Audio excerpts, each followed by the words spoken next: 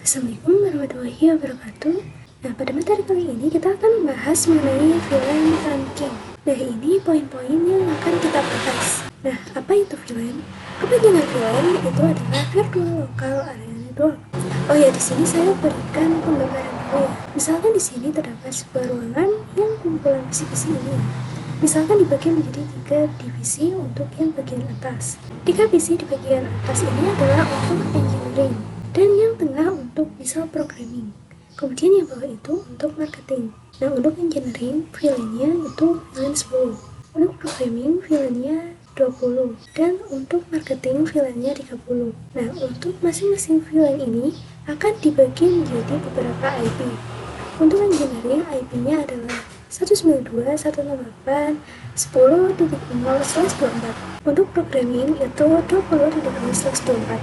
Dan untuk marketing itu IP-nya 30.0/24. Jadi networknya itu berbeda-beda ya.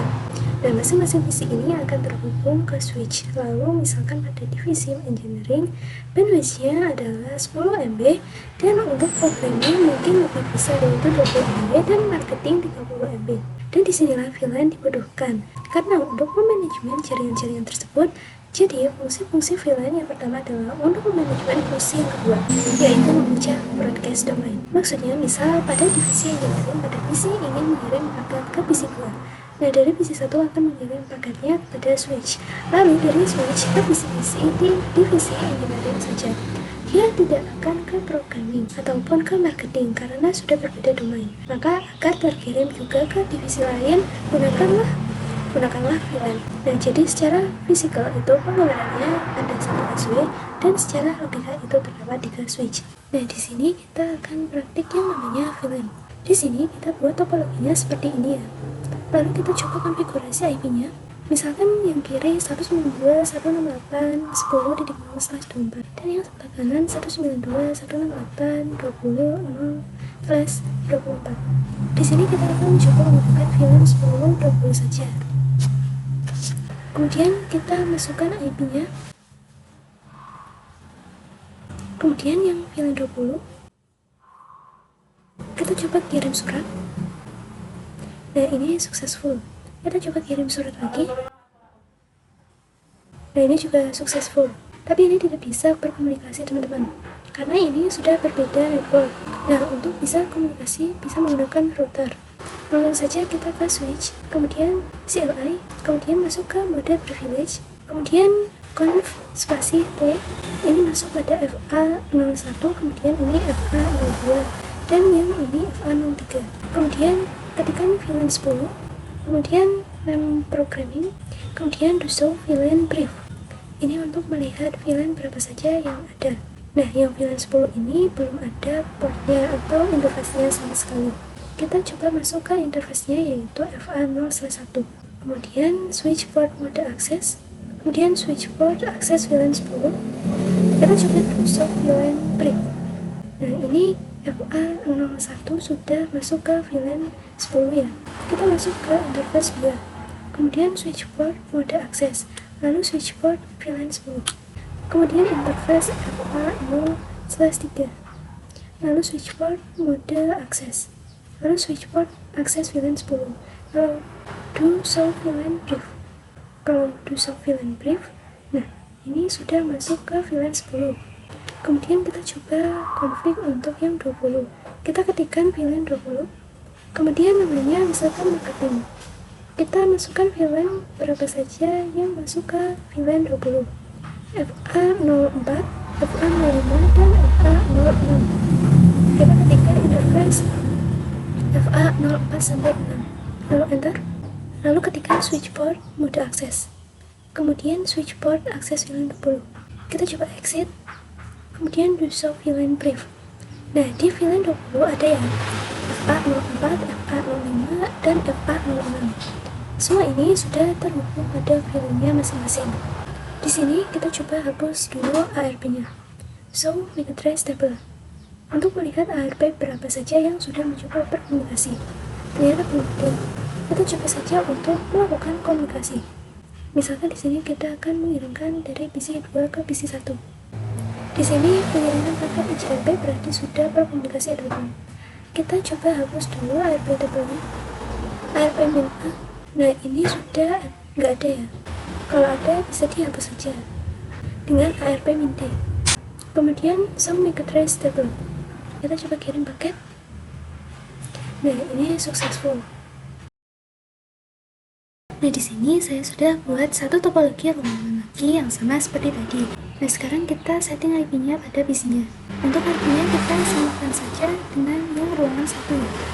Yang sebelah sini 10.0 dan yang sebelah sini 20.0. Sebenarnya IP-nya itu lanjutan dari IP ruangan 1 ya teman-teman. Nah sudah selesai untuk men-setting IP-nya.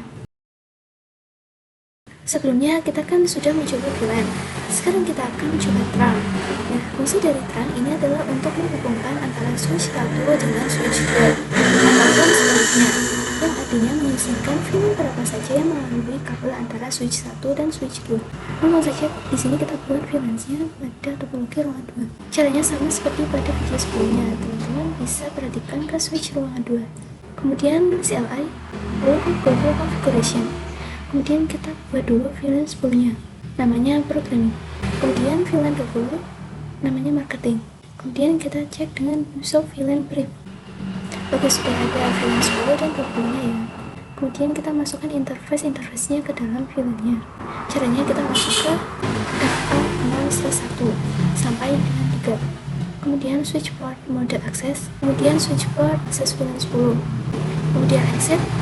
Kemudian kita ke FA0/4 sampai dengan 6. Kemudian kita ketikkan switch port mode access. Kemudian switch port access VLAN 20. Kita coba cek sudah masuk ya. Selanjutnya kita konfigurasikan trunk-nya. Nah ini ada FA0/7. Kita masuk ke mode privilege. Lalu kita ke global configuration. Lalu ke interface 0/7.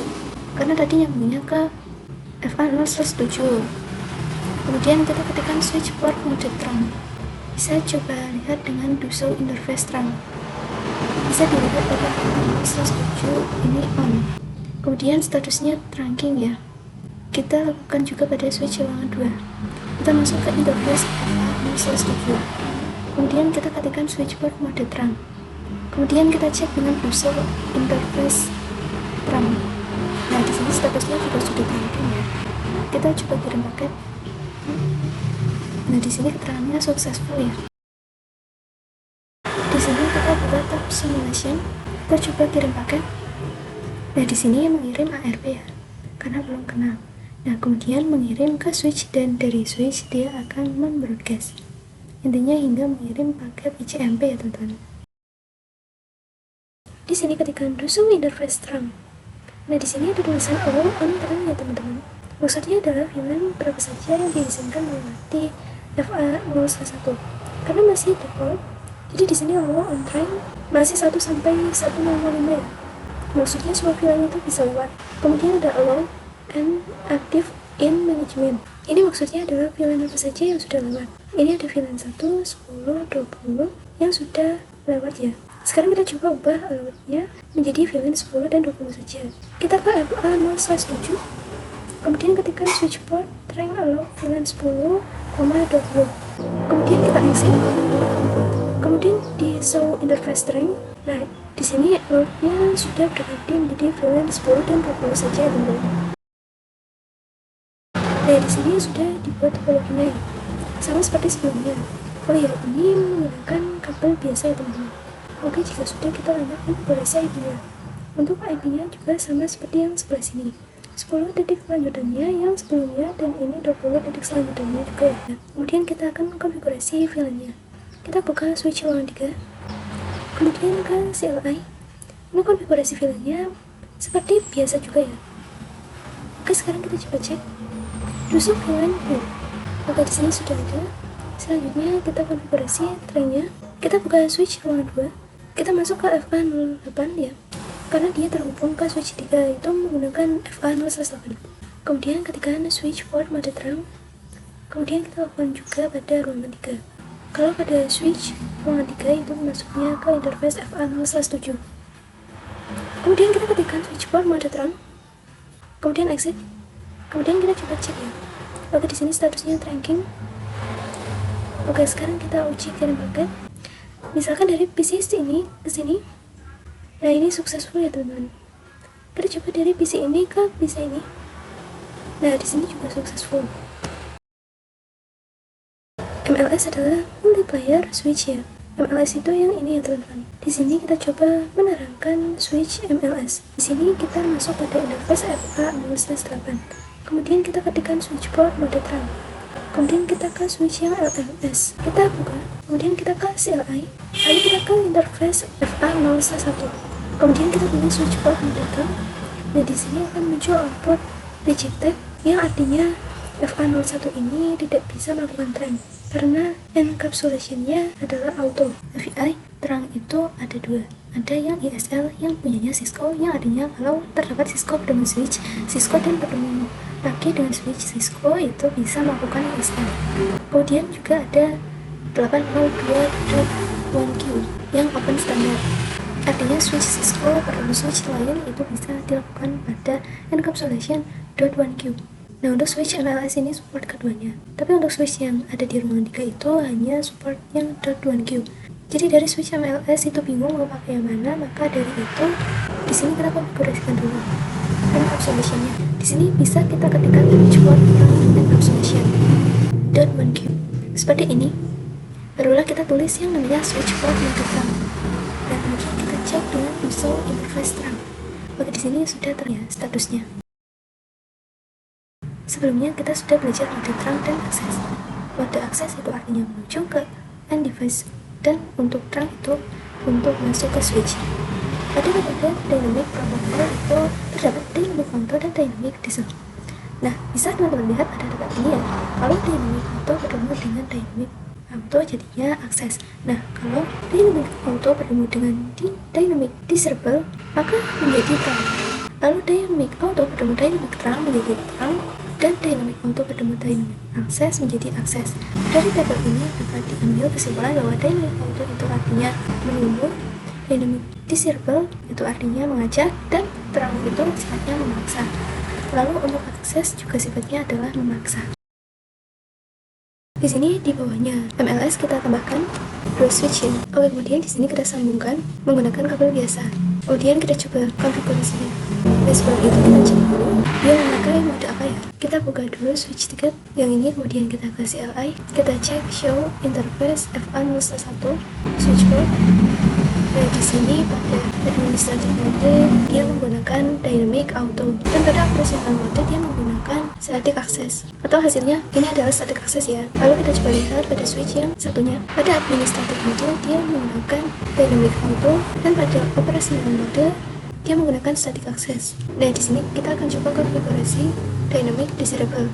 Kita masuk ke global configuration, lalu kita masuk ke interface FA0/1, kemudian kita ketikkan switch port pada mode dynamic disable. Dan setelah itu teman-teman bisa exit, kemudian teman-teman ketikkan show interface 0/1 switch port.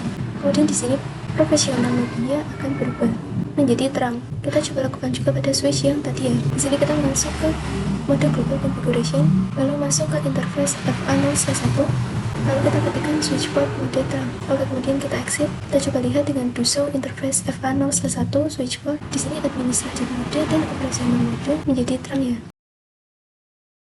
Di sini kita klik simulation. Misal kita coba kirim paket dari PC ini ke PC ini. Oke, dia mengirimkan paket ARP.